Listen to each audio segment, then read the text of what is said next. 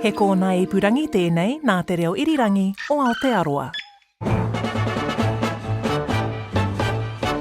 Kia ora koutou, no mai haere mai, and welcome to RNZ100, a century of stories. If you love history, inspiring and quirky characters, or a good old ponder about what makes us uniquely Kiwi, then this is the podcast for you. Yes, RNZ has been connecting New Zealanders and telling our stories for 100 years.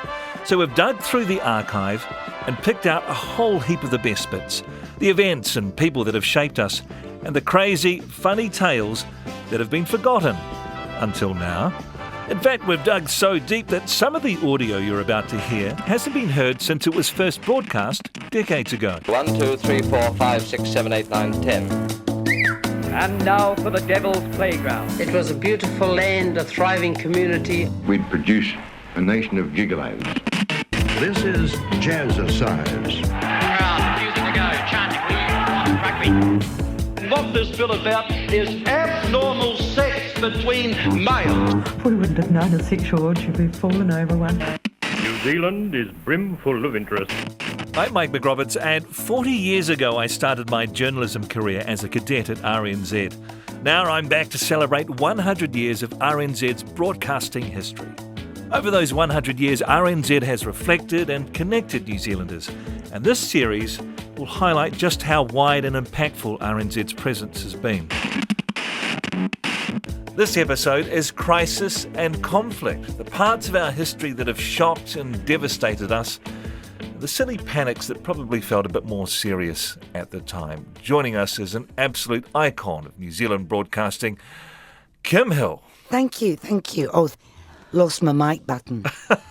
That's how iconic I am. And he knows just about everything there is to know about politics. He taught it for more than 4 decades, Emeritus Professor and member of the New Zealand Order of Merit, Nigel Roberts. Tēnā koe. Tēnā koe.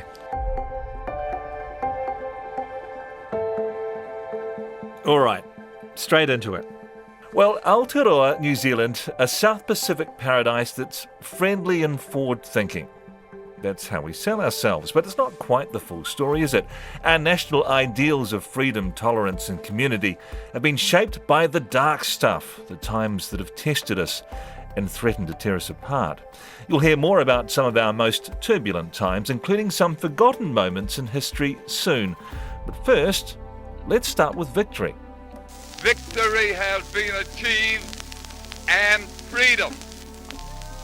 Freedom for this people gathered here this afternoon. Freedom for this dear land of ours. Freedom for the British Commonwealth of Nations. Freedom for all the United Nations.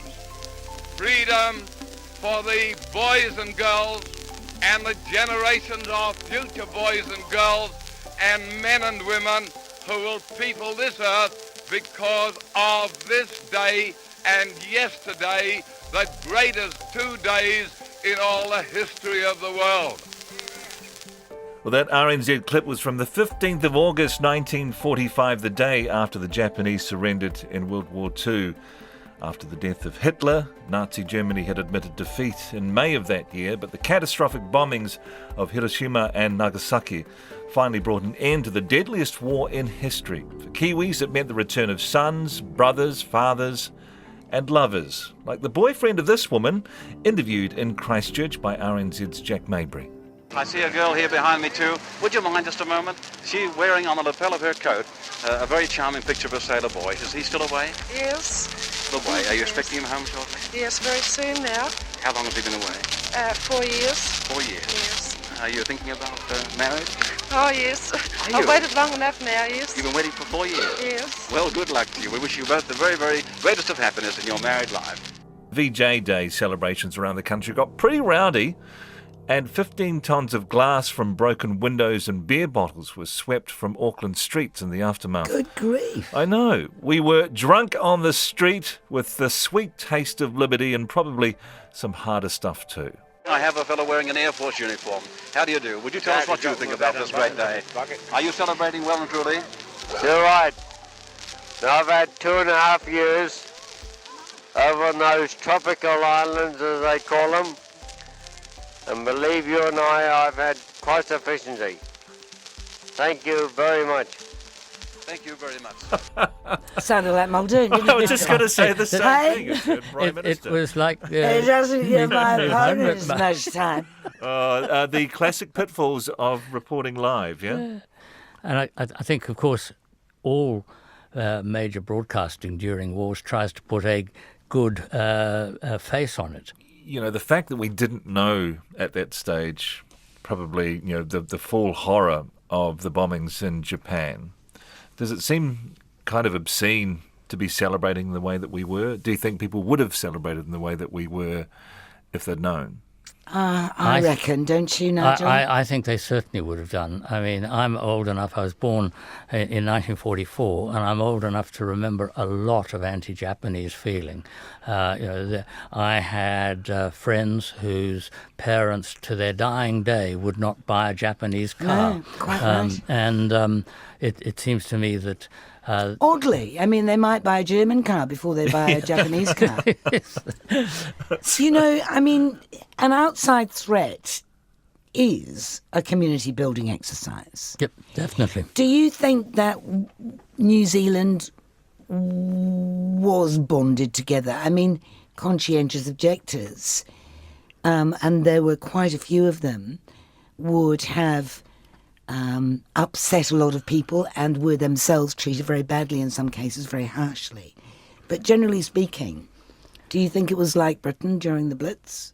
I'm sure it was, and I think that just generally having an external enemy is a really bonding factor. And of course, othering. You wouldn't get wars without othering. Exactly. Well, the end of the war meant the end of so much sacrifice, and it wasn't just about the devastating loss of life. In this RNZ broadcast from December 1940, a Blenheim soldier based in Egypt longed for the comforts of home, including a good old-fashioned Kiwi roast. I'll be remembering today the Christmas dinner I had this time a year ago at home.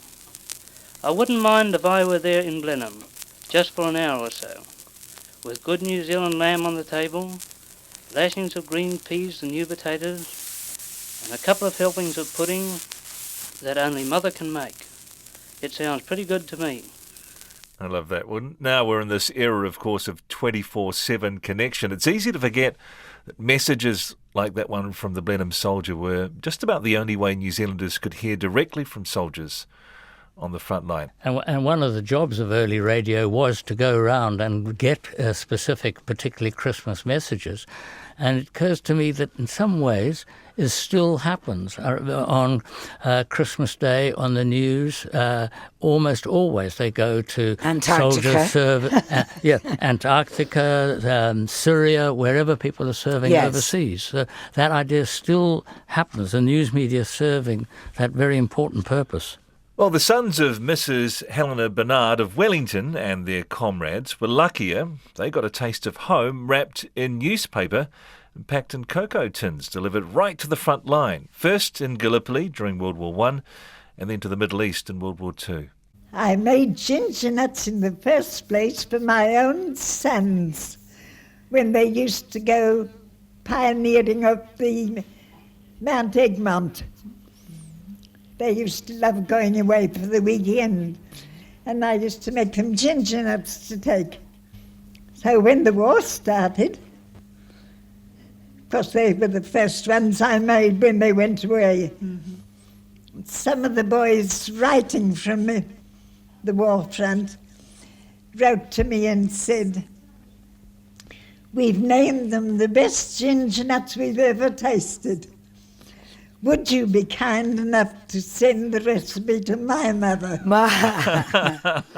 They should have wrapped up Helena Bernard and sent her to the front line, I reckon. Oh, she's lovely. How old was she then? She was 100 years old when that interview was recorded in 1965. And over the two world wars, she made thousands of ginger nuts, all about the size of a shilling, so that they could be carried in soldiers' pockets. We've had two clips from the war, both talking about food. Why do you think food and memories of food are so important in times like that? Comfort. Comfort food. And talking about mothers cooking, it's the most specific home thing that you can think of and talk about. I know in Te Ao Māori we have this concept, my nanny used to always talk about this, that you cooked food with aroha. And, if people were making food for soldiers and those on the front line, you knew it was coming with love. I mean, of course. And such an effort to get it there. There's war raging. And Helena's ginger nuts still get through. I mean, that's extraordinary, isn't it, really? The post was remarkably reliable. Yeah. and in fact, if only sometimes the post could be that efficient these days. We all know what happened after the war. Thousands of sex-starved soldiers returned home and made lots of babies, thus the term baby boomers. But society was still really conservative back then, and it was only acceptable to be knocking boots if you were married. In the 1950s, it was revealed that the frisky youth of Wellington's Hutt Valley had been meeting in a particular milk bar and occasionally having sex. As RNZ Spectrum programme reported, it was a major scandal. One of the problems of aberrant behaviour in the group we are talking about, and one which causes considerable concern to parents and to the authorities, is adolescent promiscuity. Now, it has been noted that in this group, such behaviour is without any normal emotional content. That in place of what is commonly called love, there is in fact a form of aggression. Well, I can hear the fabric of society unravelling as we speak. Yeah, aberrant behaviour. Well, despite that rather dramatic phrasing, it appears the sex amongst members of the so-called milk bar gang was consensual, just teenagers meeting up for a milkshake and a fumble on the edge of the Hutt River. But the fact that these illicit exchanges were happening at all was enough to send shivers down the spine of the then Prime Minister, Sidney Holland, who ordered an inquiry, now known as the Mazengab Report. And even the police got involved. A girl aged 15 and a half residing at Petone cleared out from home. She was located and brought to the Petone police station and questioned. As a result of this, I interviewed her and she voluntarily confessed to having led a depraved sexual life and that she belonged to a gang of young people who regularly met outside Alb's Milk Bar in High Street Lower Hutt during the weekend. She told me the gang met mostly for sex purposes and that she feared for the moral safety of other young girls. She supplied the names of girls and boys, and these in turn were interviewed. Well, just before we start chatting about this, a bit of background. The Mazengab Report, officially titled Report of the Special Committee on Moral Delinquency in Children and Adolescents, ended up being distributed to every household in the country. It ultimately blamed teenage promiscuity on working mothers, availability of contraceptives, and young women enticing men to have sex. Every household. It was an amazing act. Of course, this was a Prime Minister, Sid Holland. Sid Holland, at the height of his powers. And it was something that was not done before and never repeated since, this idea of sending an official report to every household. The Mazengab Report, 1954, has gone down in history as a result. The astonishing thing about that as well is how quickly the report was brought out. They had the hearings, and I think it was like 10 days later they had the report. Wow. What about the fact that it was blamed on working mothers? Yes. Standard. I mean, working they're still being blamed. Yeah, contraceptives and young women. I mean, these people are still in the gun. Yep. Was this more of a political act than a social one? I think there was a large element of it being a political act, yes. Of course... moral panic, again. And it's like wartime, right? It is, and this is a way to send shockwaves through the community and a way to win the 1954 election. Well, after all that fuss, it turned out that reports on the moral demise of Hutt Valley teens were, in most cases, greatly exaggerated. Oh, were they though? You know, if you could show the authors of the Mazengab Report what's happening in society today, they would say, I told you so. Told you. Here we go. All those working mothers. I was more aware of it in 1959 when I went to Australia.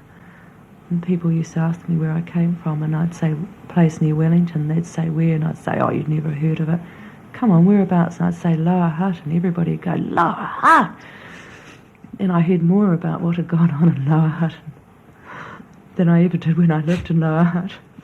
So the idea of sexual orgies in private homes in the Hutt Valley was... We wouldn't have known a sexual orgy if we'd fallen over one. Nothing worse than falling over a sexual orgy. Hate that. Yeah, the thing that cracks me up about this story is that my parents, I think, were 16 when they had me, 16, 17 perhaps. And so, they were teenagers as well, but that was okay because it was just part of the baby boom, wasn't it? Yes. Were they married? Yes. Yeah. At 16 and 17? Yeah.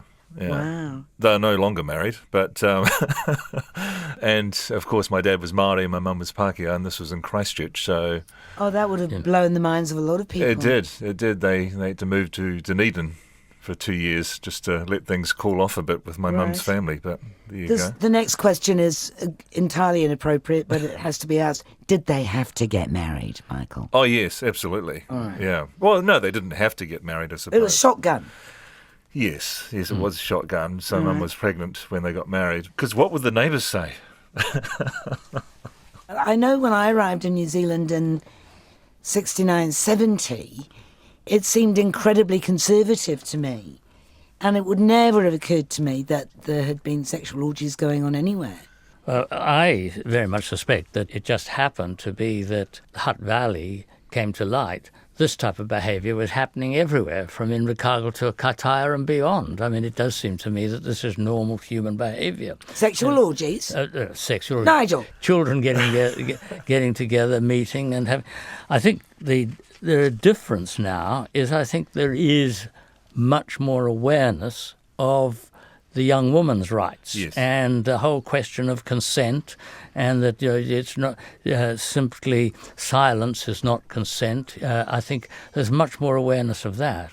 I think that, frankly, young women now are probably more protected, more aware of their rights, and some young men are more aware of that too than was the case in 1954. Yeah, I'm sure.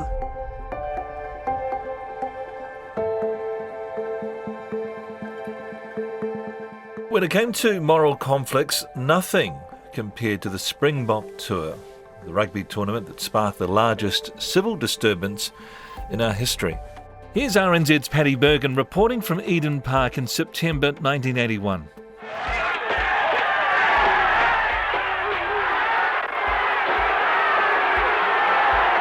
You're hearing is the sound of police batons raining down on shields and crash helmets of protesters as the protesters once again try and break through at the intersection of Ethel Terrace, of Royal Terrace and Sandringham Road.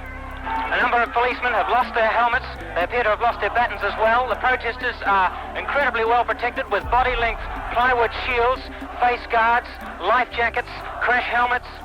Two proud rugby nations, New Zealand and South Africa, had been facing off on the field since the 1920s, but South Africa's strict racial segregation had made things difficult, to say the least. Well, here, Māori and Pākehā had been playing alongside each other since the late 1800s, but when games were hosted in South Africa, Māori players were excluded. That meant leaving players like George Napier, widely regarded as one of the greatest fullbacks in rugby history, at home. Kiwis of all backgrounds were outraged, and sensing the issue was reaching boiling point, Prime Minister Norman Kirk cancelled the 1973 Springbok Tour of New Zealand. His replacement, Robert Muldoon, wasn't so wary. After winning in a landslide in 1975, he declared the government would welcome a South African team, no matter what. New Zealanders and South Africans fought against a monstrous tyranny in World War II. Thousands upon thousands of them would join us today in opposing the tyranny of apartheid. The government will not order the rugby union to abandon the tour. When I talked before about being our largest civil disturbance, it was just unlike anything we'd ever seen in our country's history. Yeah. when we look at old news clips, for example, of the riots in Auckland preceding the final Eden Park Test match, it looked like something that was going on at the time in Northern Ireland, people overturning cars, burning them, and of course we've had nothing like it since, of people protesting, wearing crash helmets, shields. This was a new level of protest in New Zealand, and thankfully it's something that we haven't seen since. We were a country of decent people, aren't we? What was it that caused the divide? Well, it was the view, very much a mistaken view, I think, but it was a view that you could keep politics and sport separately. You could play with the South Africans and disapprove of apartheid. Further than that, I think there was the idea that sport could be a means of diplomacy. Yep. And so if you stop sport, then you stop talking. And if you stop talking, then you can't change anybody's mind. Well, in Muldoon's eyes, the Springboks weren't to blame for their country's brutal apartheid regime. The sports and politics could be easily separated. For 56 days in 1981, he'd be proven wrong. Here's RNZ's Ewart Barnsley reporting from the Hamilton game in July. It's a real shambles here at Rugby Park, Hamilton. Red smoke bombs being thrown by the demonstrators and people coming out from the stand trying to put them out.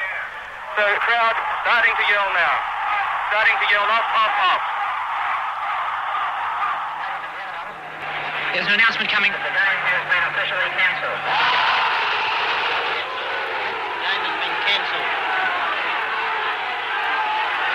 The game has been cancelled. Crowd refusing to go, chanting, "We want rugby."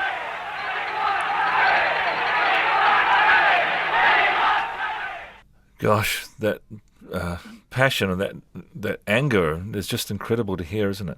I mean, it was shocking in many ways, the Springbok tour and the violence associated with it. As a journalist, I have to say it was the most exciting story that I had ever covered at that point in my career. I mean, you think back on it, the amazing thing about the Hamilton game was that despite the games that had preceded it and the protests that had taken place, and I think they were throwing tacks on a pitch in Gisborne, things like that, it was so easy for the protesters to stop it. Yeah. That in retrospect, is amazing.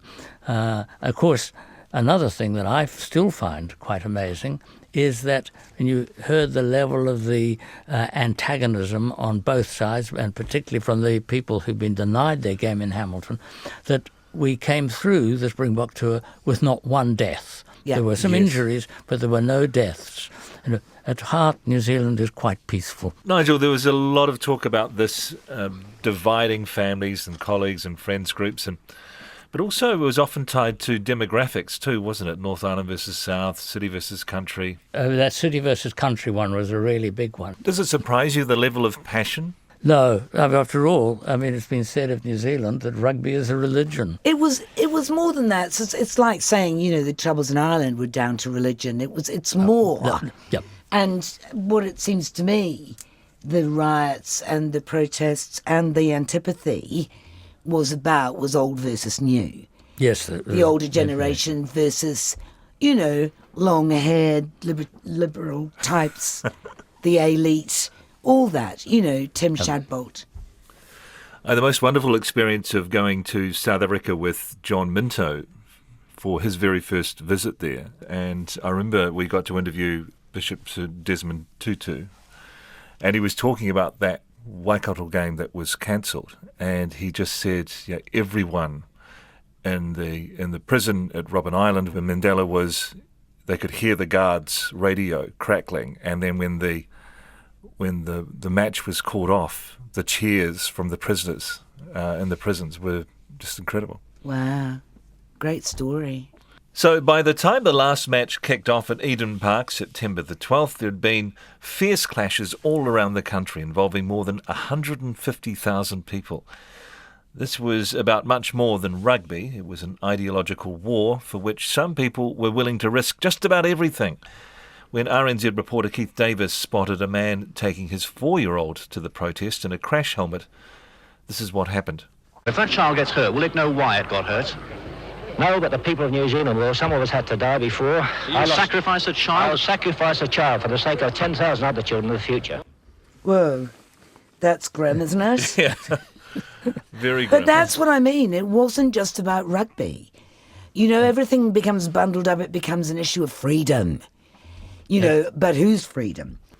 Do you feel like as a nation it's made us, or from that moment, we became more interested in global issues and more outspoken about them?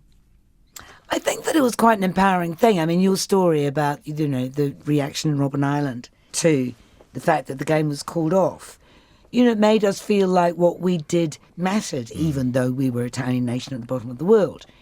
We felt quite important for a while, didn't we? We did, and I think we had that feeling a few years later at the time of the Rainbow Warrior. Yes. I think that there's nothing like, we're a small country, 5 million inhabitants, on the edge of the map, or in many cases not even on the map. So it is important that, to reaffirm our status as citizens of the world, that we do get involved in issues like apartheid, before that the Vietnam War, and nuclear testing before that.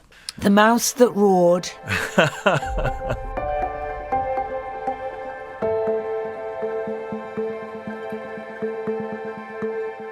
It was a small miracle no one was killed during that tour. And at other times in our history, though, progress has only come about after tragedy. Christmas Eve 1953 and the holiday season marked the end of a triumphant year for the little country at the bottom of the Pacific. Sir Edmund Hillary and Tenzing Norgay had completed their heroic ascent of Mount Everest. A newly crowned Queen Elizabeth had arrived in the country to historic fanfare. The passengers boarding the express night train from Wellington to Auckland, loaded up with Christmas gifts, could never have expected what happened next. I could see from the front of our carriage what appeared to be a kind of cloud of steam or white cloud of some sort. I had a nasty feeling then that there seemed to be nothing else in front of us. Unbeknownst to all on board that night, the dam at Mount Ruapehu's crater lake burst, sending a tsunami of water, ice, mud and rock down the mountainside and into the Whangehu River. The lahar struck the pylons of the Tangiwai rail bridge, and as the train carrying 285 passengers began to cross, the bridge crumpled into the raging waters below. And next thing we felt a sort of lurching, sort of a sway. One put most of us off our balance. Then there was a kind of downward, kind of a plunge of some sort, and seemed as if we sort of floated for quite a bit. But our carriage just seemed to be more or less maroon, shall we say. Nothing on either side, or except water. I could hear a tremendous rushing of water. There was quite a lashing of foam, and you could hear it. Oh, it's terrifying, right? It's so chilling to hear that. And a tragedy like that is terrible at any time, but the fact that it was Christmas Eve as well, I think, really struck with people, didn't it? And, of course, the royal tour, it was the...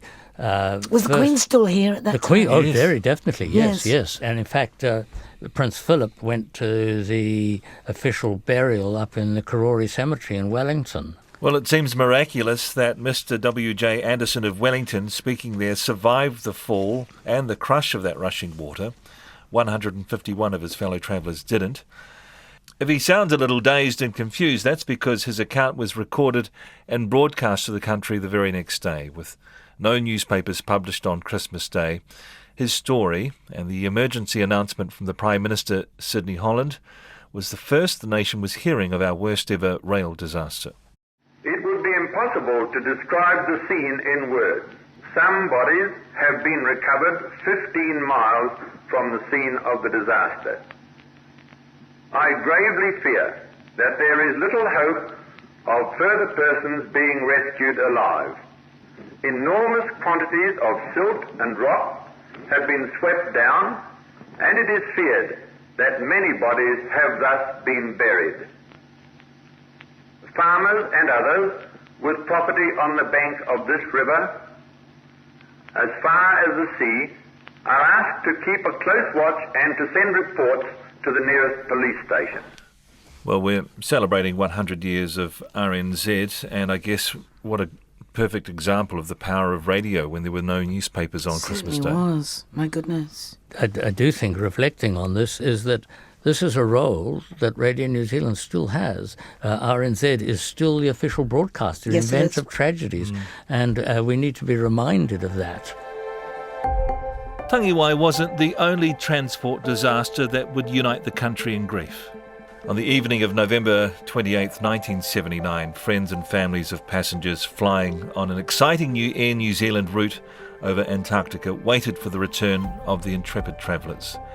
The DC-10, carrying 237 sightseers and 20 crew, had embarked on an 11-hour return trip, offering spectacular views of one of the most isolated places on Earth.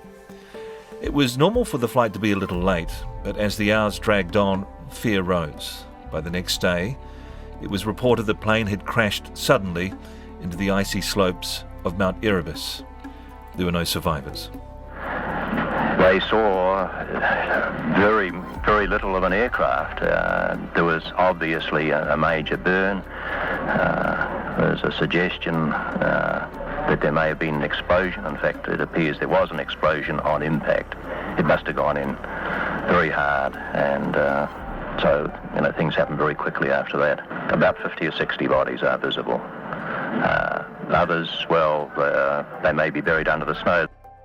Nigel, what do you remember of that time? Well, I happened to be in Antarctica as the information officer photographer for the Antarctic division of the DSIR. And so 18 hours after the plane was found, I was put on a helicopter and to go up over the crash site and to take photographs of it. And so in my darkroom when we got back and I developed my pictures, as soon as I saw the picture of the Koru sign on the tail of the DC-10, I knew that was the picture that was going to summarise the accident for a very long time. That was your picture? It was your pic? I was the photographer for the DSIR. Wow. Yes, yeah. What did you think when you were handed that assignment? I mean, I guess you probably didn't have time to think, did you? You were on the flight and off you went. Exactly. The interesting thing is I knew the helicopter pilot quite well, and we were both talking about it afterwards. And I was not conscious as I was taking photographs of the wreckage, of seeing the dead bodies, nor was he conscious flying the helicopter of seeing dead bodies. I do notice, though, that when looking back in the cold light of day and after the pictures had come out of the darkroom, there were a few dead bodies scattered around the tail. But it was an unforgettable experience. I was the right person, at the wrong time, because it was an awful tragedy. Well, while you were flying over taking the photographs, I was at home in Nelson listening to the radio, and Wayne Mowat was on air, and as time wore on, you just knew that the news was not going to get better. I was still at school, but I had my little transistor radio with me, and just could not stop listening to it, to the coverage, RNZ's coverage. And it was actually one of the reasons why I decided I wanted to be a journalist, because I was so drawn to the story, and only the way that kind of developing story, and particularly on radio, can draw you in.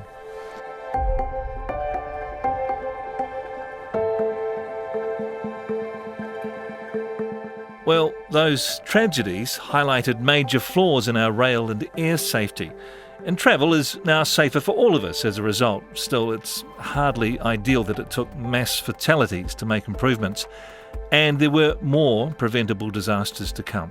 And in breaking news, the police in Greymouth say they're on their way to the Pike River coal mine after receiving reports of an explosion there. Joining us now on the line is the Mayor of the Grey District, Tony Cogshawn. Good afternoon.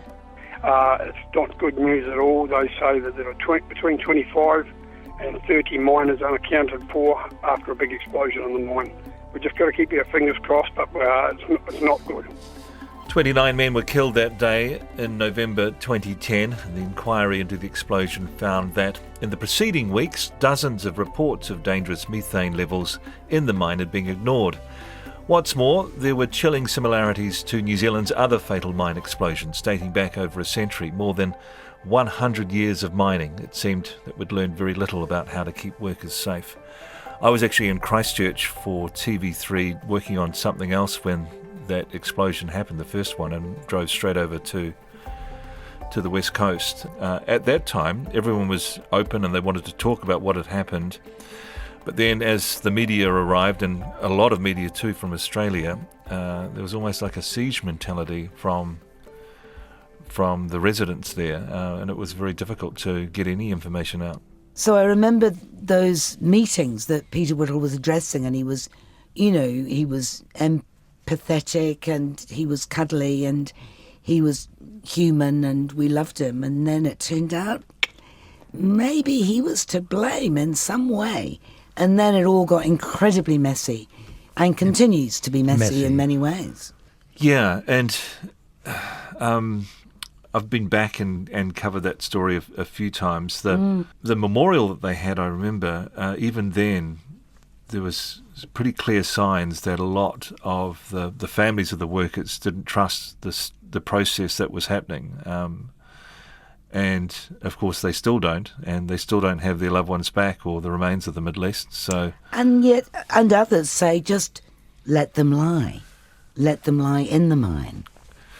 There was a particular moment, I think it was the Wednesday or the Thursday after that first explosion, when there was a second explosion. And it was pretty obvious, if there had been any survivors, that they were now gone as well. Yeah.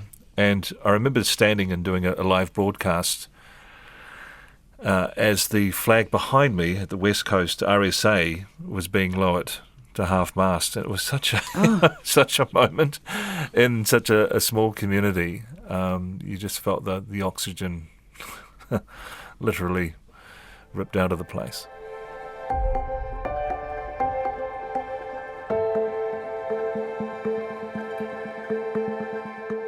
Now, you're probably thinking by now that for a small and relatively young country, Aotearoa has seen more than its fair share of horrifying and deadly events.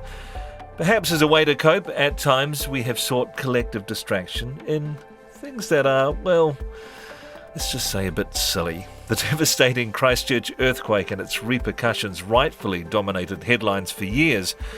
Perhaps we were desperate to focus on anything other than loss, liquefaction and insurance woes when, in 2012, we turned our attention to Marmite. Marmite lovers are being told to stick to toast, not plain bread, and be satisfied with just a thin layer to try to conserve dwindling supplies of the spread. Who else but Jeff Robinson to bring us that news? Quake damage had forced the closure of Sanitarium's Christchurch plant, the only factory in the country that made Marmite. Cue bare supermarket shelves, trade meat hawkers, and international news coverage, as RNZ's Media Watch reported. Now, the novelty of New Zealanders struggling with a sudden cessation of supplies of the salty spread certainly amused international media as well. A contributor on the website of the US-based business magazine Forbes also weighed in. It's of such seriousness that they've actually interviewed the Prime Minister about it.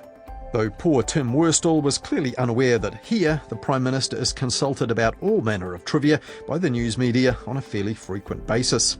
Marmageddon. There you go. It happened. It was interesting to me because I didn't grow up in New Zealand. I only came to New Zealand when I was 25 years old. And I am married to an Australian. And in Australia, of course, it's not Marmite, it's Vegemite. So I never knew until Marmageddon how important Marmite was for New Zealanders. I'm exactly the same. I mean, I'd lived here for a long time before I realised that there was some kind of patriotic ingredient in Marmite that had escaped me hitherto. Yeah.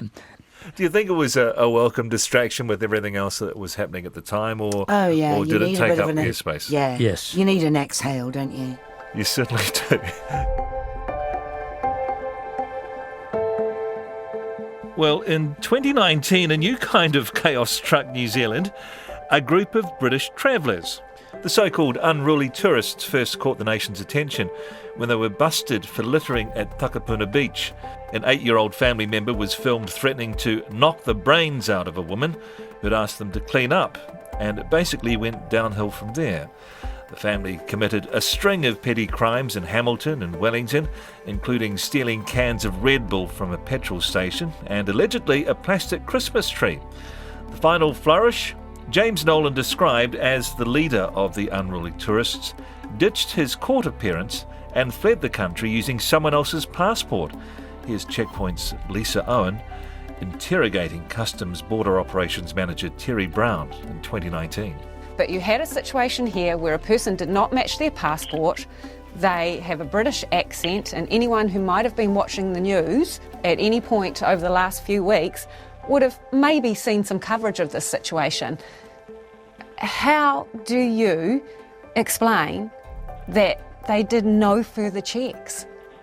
I'm not certain if you've asked a question or made some statements, but I'll endeavour to respond.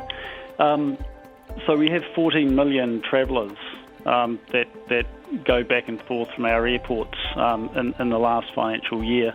Now, the officers should have still picked it up. I'm making no excuses for that, and that's unfortunate, but I don't believe in the context of 14 million passengers and the fact that we manage our alert system so very successfully and have done over a number of years, that there's any reason for the public to be concerned that suddenly we're a porous border. Yeah, so that story dominated headlines in the summer of 2019, and the family was followed like they were some kind of legitimate celebrities. There were some great photos. I do find it. I have to say that I think it was mesmerising. I mean, watching people behave that badly is mesmerising. Well, and nobody died. No. So, we can just be kind of absolutely wholehearted and supportive getting rid of them. So why was the country so fascinated with their behaviour, do you think? It was so unambiguously horrible.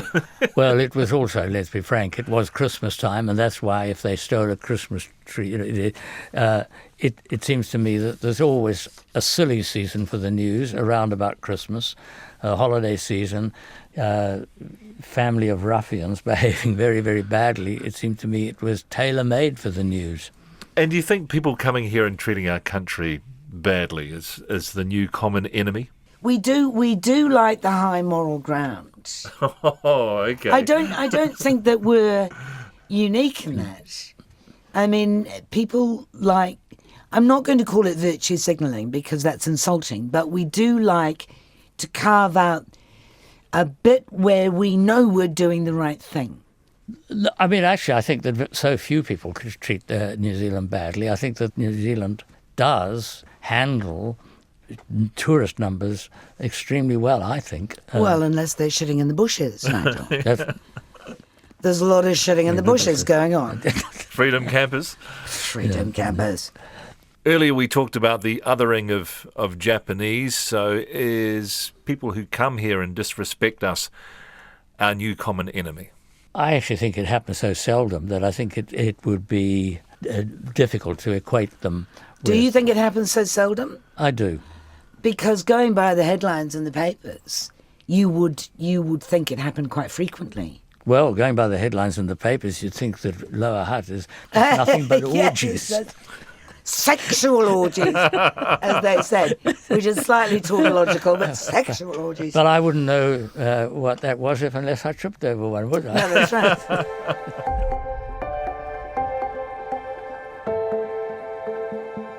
Well, to put it bluntly, in the past 100 years, New Zealand has been through the ringer. We've been battered and bruised by disaster and challenged by controversies both significant and silly. And in many cases, one upheaval has fueled another. Had New Zealanders not sacrificed so much in the trenches of war, we might not have felt so threatened by teenage sexual rebellion the following decade. Had the Christchurch earthquake not devastated so many lives, a Marmite shortage might not have felt like the last straw. We are better at handling certain types of crises than others. We're resilient in the face of war and natural disaster, but can't tolerate tourists being rude to us. Maybe something to work on. It's a little glib to talk about the silver linings of a catastrophe, but without the moral quandaries of the Springbok tour, Bad things will keep happening, but perhaps there's a tiny bit of comfort in knowing they might make us stronger. And if not, at least we've got our Marmite back. Kim Hill, Nigel Roberts, Imhiana Kia Korua, thank you both for your time. A small bag of ginger nuts are on their way.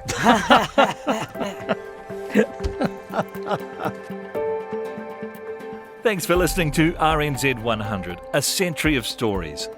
If you'd like to see more, then visit our accompanying website for extra stories, pictures, and a whole lot more audio archive that didn't feature in this episode. Check it out at rnz.co.nz/RNZ100. That's 100. And don't forget to follow RNZ100, a century of stories, so you can listen to more episodes. Available wherever you get your favourite podcasts.